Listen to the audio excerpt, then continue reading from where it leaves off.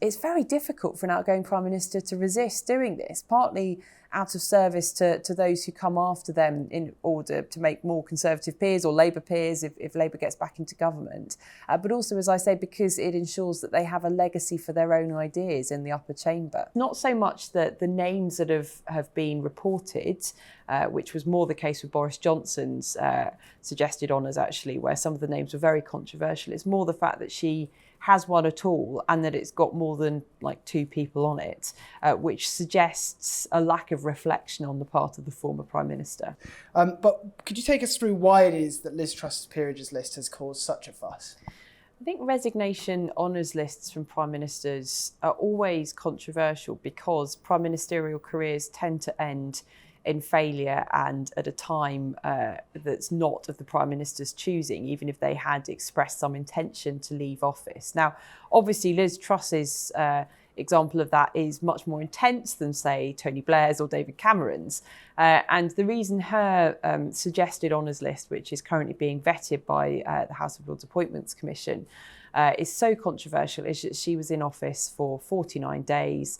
And the length of the list means that she is essentially proposing honours for every 4 days of being in power, which seems excessive. It's not so much that the names that have been reported, which was more the case with Boris Johnson's suggested honours, actually, where some of the names were very controversial. It's more the fact that she has one at all and that it's got more than like 2 people on it, which suggests a lack of reflection on the part of the former Prime Minister. PM's honours lists can be given during a premiership, but the one we're talking about in particular is the resignation honours list. And as I say, not all Prime Ministers have to go for them. They're not compulsory. Gordon Brown had a dissolution honours list instead in 2010. Tony Blair didn't go for one in 1997, partly because of the row over cash for honours. But they are a way of Prime Ministers thanking those who've worked for them, and also, particularly I think in Liz Truss's case, trying to ensure some kind of legacy for their ideas within Parliament. So is there anyone particularly notable who's been nominated? Regardless of the circumstances, are they mostly expected, or are there any sort of shocks, snubs or additions? So Kwasi Kwarteng, the Chancellor who announced the disastrous mini-budget, is apparently not on it. Apparently there are 2 people who have turned down the offer of an honour because they would find it humiliating. And then there are expected to be honours for Ruth Porter, who was a very senior aide to Liz Truss, but has also worked in Westminster as a special advisor in lots of difficult briefs and also in the think tank world for many years. Mark Littlewood, another think tanker, is also expected to be on it.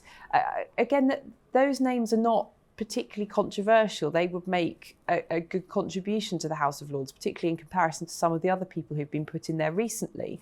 It's more the fact that the list itself it exists. Like you say, well, she was in office for a very short period of time. Is this a particularly short honours list to reflect that? Well, it is shorter than some others, and but it is still very long given the amount of time she was in office. It's very hard to compare because she is the shortest serving Prime Minister.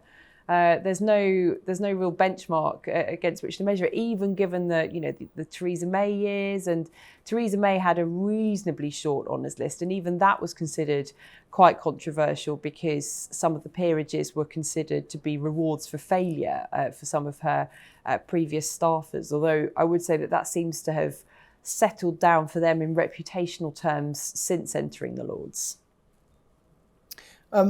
So, as you say, we've heard some people have actually turned down their peerages.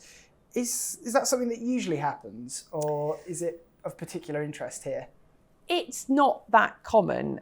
Sometimes you get former MPs. There was one in Gordon Brown's dissolution honours list, which was basically a resignation honours list, but just slightly different and given at a very slightly different time.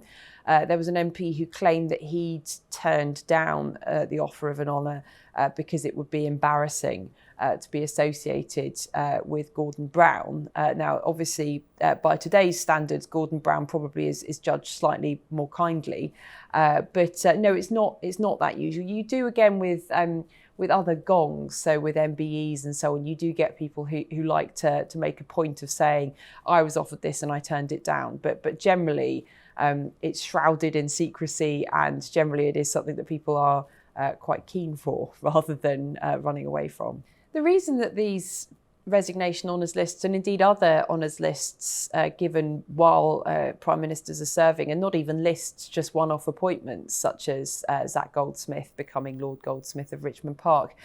The reason they attract attention is that the House of Lords is, on its current makeup and the current appointments process, very difficult to justify, and even though it often functions as a revising chamber much better than the House of Commons does as a scrutiny and legislating chamber, it doesn't make any sense. Prime ministers can appoint whoever they want, really, to become peers, and often push that to an egregious extent. For example, with Lord Lebedev, whose appointment is still in the headlines because of the suggestions that the security services might have advised against it, given his father was a former KGB agent.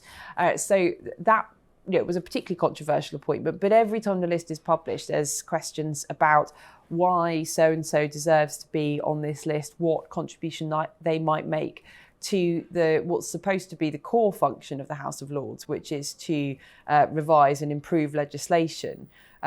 For instance, Lord Botham doesn't have a particular track record in legislative scrutiny, and it does highlight that mess that we still have with the House of Lords. Even those who might be in favour of a reformed appointed chamber find it very difficult to justify the appointments as they come through regularly. Do you think that we seem to talk about these a lot more at the moment, partially because it's been brought into focus by having so many honours lists in such a short period of time? I think it's now 4 lists in only 7 years.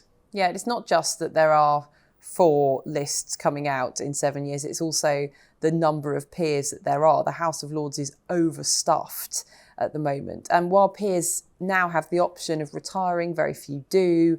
And so every wave of new peers just stuffs it further, and it can become a game of who can pack the Lords with the most peers in order to ensure that their legislation has the least bruising ride.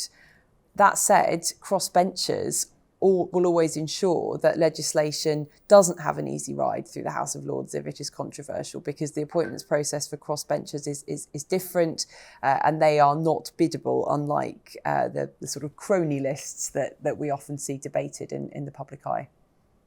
And so, given all the controversy on his 2 predecessors, do we think Rishi Sunak is going to have an honours list, or is that going to depend on how long he's PM for? I think Rishi Sunak would want to make a virtue, if he were to have to leave tomorrow, I think he would want to make a virtue of having some kind of list that showed he was different to his predecessors. But it's very difficult for an outgoing Prime Minister to resist doing this, partly out of service to those who come after them in order to make more Conservative peers or Labour peers if Labour gets back into government. But also, as I say, because it ensures that they have a legacy for their own ideas in the upper chamber. Do we have any idea of who might end up on Rishi Sunak's peerages list? I think it's quite difficult to say at the moment who might end up on Rishi Sunak's peerages list, because prime ministers can fall out spectacularly with very key aides, as we saw with Boris Johnson and Dominic Cummings, although I doubt Dominic Cummings would ever have wanted to go into the House of Lords given his general views about Parliament overall. But, Rishi Sunak has got some people who are very loyal to him, who are very close to him, who he may want to ennoble in the future. But we just don't know what his exit's going to look like.